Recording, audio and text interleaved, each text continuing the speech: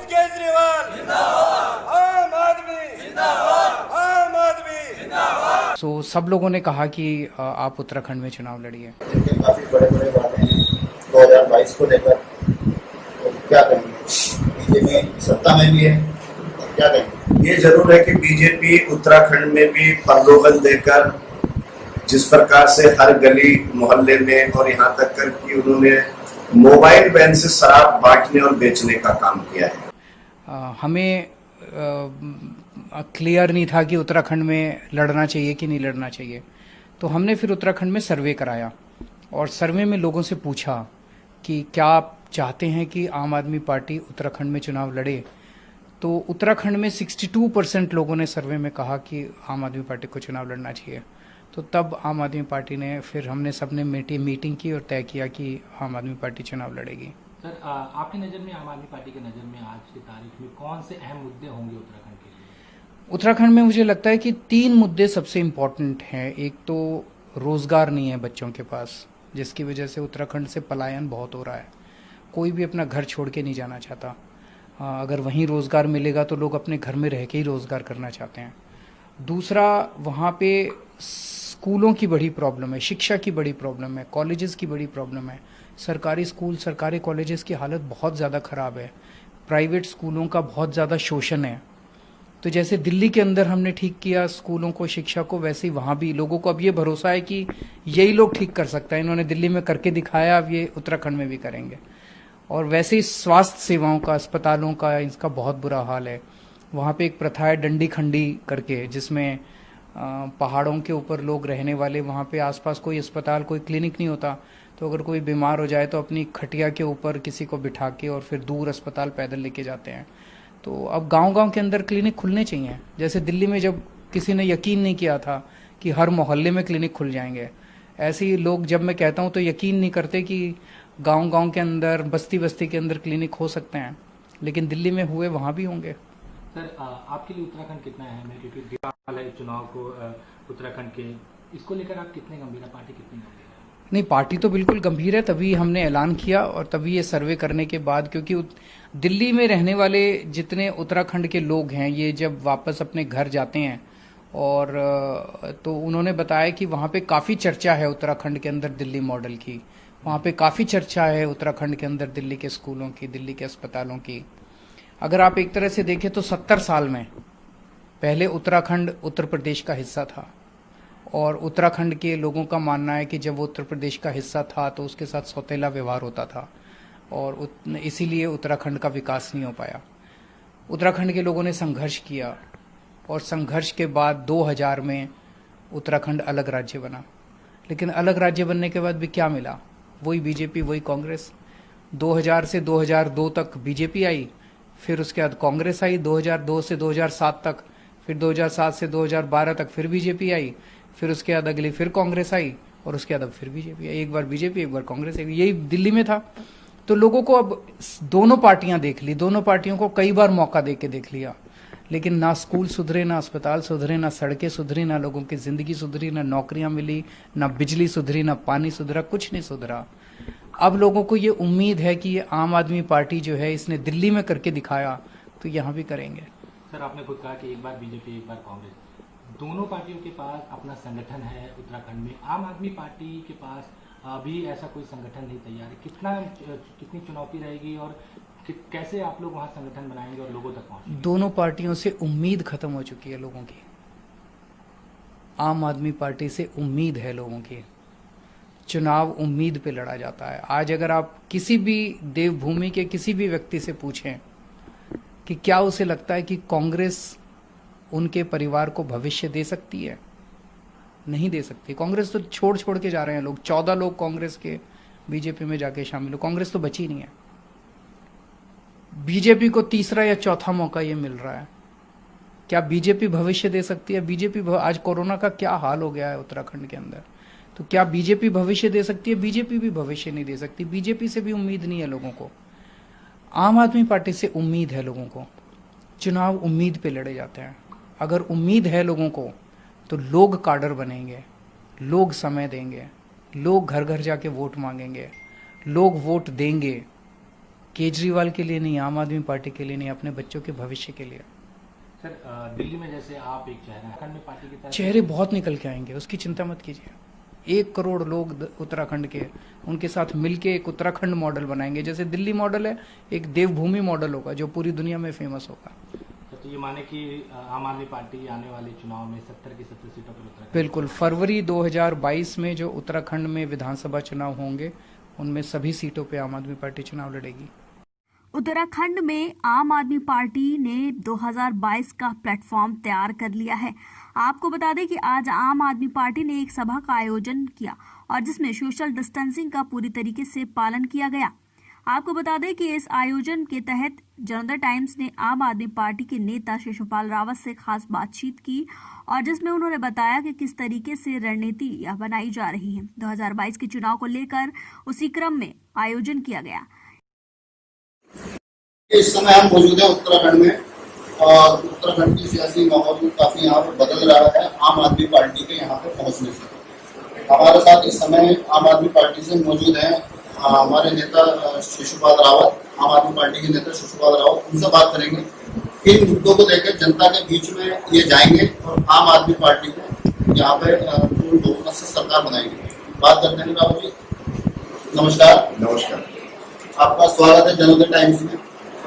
हम जानना चाहेंगे आप इस समय किन मुद्दों को लेकर जो पार्टी का बेस जमीनी स्तर पर तैयार कर रहे हैं यहाँ पे उत्तराखंड में, थोड़ा उसके बारे में आप बताइए। किन मुद्दों को लेकर आप जनता के बीच में जा रहे हैं? पहले तो मैं जनता टाइम्स का बहुत बहुत स्वागत करता हूँ और आभारी हूँ कि आपने समय निकाल कर आम आदमी पार्टी के मुद्दों के बारे में पूछा। जो आम आदमी पार्टी के मुद्दे हैं, मैं आदरणीय केजरीवाल जी जो दिल्ली के सीएम हैं उनको बहुत बहुत बधाई और धन्यवाद देना चाहता हूँ कि उन्होंने उत्तराखंड में एक विकल्प उत्तराखंड वासियों को देने का काम किया। क्योंकि पिछले 20 सालों से उत्तराखंड के जो जनमानस है, उत्तराखंड के जो लोग हैं, जो उत्तराखंड के लिए जिन्होंने संघर्ष किया था, शिक्षाविद हो, व्यापारी हो, महिलाएं हो, छात्र संगठन हो, किसान हो, सब लोगों ने मिलकर, पूर्व सैनिक हो, सबने मिलकर के उत्तराखंड आंदोलन में बढ़ चढ़ करके भाग लिया था कि उत्तर प्रदेश से हमारा विकास नहीं हो पा रहा है, इसलिए हमें छोटा राज्य मिले और हम इसको विकास की गति दे सकें। लेकिन मैं ये कहना चाहूँगा कि पार्टियां कोई बुरी नहीं होती है, लेकिन पार्टियों में जो नेता होते हैं, जब उनकी काम करने की इच्छा शक्ति, नेक नियत खत्म हो जाती है तो पार्टियां अपने आप बुरी होने लग जाती हैं। लेकिन आदरणीय केजरीवाल जी ने जो दिल्ली में काम करके दिखाया और काम के विकास के नाम पर जो उन्हें वोट मिल रही है, इसलिए उत्तराखंड का जनमानस अधिकतर राष्ट्रीय मुद्दों से इत्तेफाक रखता है, पढ़ा लिखा वर्ग है और दिल्ली में जो काम हुए उन कामों को जान रहे हैं कि हमारा बल्कि अब तो एक नारा नया देने की स्कीम है हमारी कि शिक्षा, स्वास्थ्य, रोजगार की सड़क बनाएंगे उत्तराखंड में। शिक्षा, स्वास्थ्य, रोजगार की सड़क बनेगी उत्तराखंड में केजरीवाल जी के नेतृत्व में। और यहाँ पर जो है कि हम जैसे रोजगार के बारे में है, खनन की जो नीति है, अभी रामनगर में फल पट्टियां हैं, इको सेंसिटिव जोन है, रामनगर का बस अड्डे का निर्माण है। उस बस अड्डे के निर्माण में मैं भी पिछले 4, 5, 7 सालों से सुन रहा हूँ, कभी 2 लाख रुपए विधायक निधि से दी जा रहे हैं, कभी कह रहे हैं 2 करोड़ रुपए स्वीकृत हो गए, कभी कह रहे हैं कि उद्घाटन हो गया है, कभी कोई कह रहा है 27 करोड़ है। लेकिन ये खाली जुमलेबाजी है। आम आदमी पार्टी का कार्यकर्ता, नेता जो बात कहेगा उस बात को हम आम आदमी के लिए करेंगे, ऐसा हमारा आगे मानना है।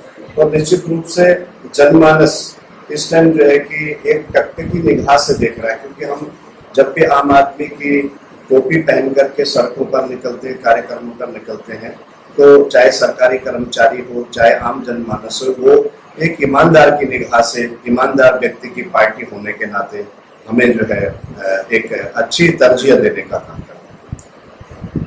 2022 में प्रीतम सिंह एक काफी बंगाल नेता है, उनको चुनौती बना रहेगा 2022 का। किस नजर से देखते हैं 2022 कुछ काम होगा? देखिए, कोई बहुत खास बात नहीं है। जहाँ तक आपने कांग्रेस के अध्यक्ष भाई प्रीतम सिंह जी की बात कही है, वो लोग बड़े आदमी में आते हैं, क्योंकि उनके पिताजी पूर्व मंत्री रहे हैं, वो खुद कई बार मंत्री रहे हैं, कई बार विधायक रहे हैं, इस टाइम कांग्रेस के अध्यक्ष हैं। हम लोग जो चल रहे हैं, हमें बीजेपी और कांग्रेस को मुद्दा बना करके नहीं चलना है, क्योंकि जनता हमारे से ज्यादा जान रही है कि बीजेपी कांग्रेस ने पिछले 20 सालों में आम आदमी के लिए कुछ भी नहीं किया है। आम आदमी आज भी परेशानी में अपनी जिंदगी झेल रहा है। बल्कि आज ही मैं कुमाऊं की न्यूज देख रहा था, तो एक महिला जो है वो गर्भवती थी और उसको हॉस्पिटल वालों ने लेने से मना कर दिया, जच्चे बच्चे की मौत हो गई। और यहाँ तक सुनाई दे रहा है कि डॉक्टर्स जो है उसे कोरोना पॉजिटिव समझ के हाथ नहीं लगा रहे।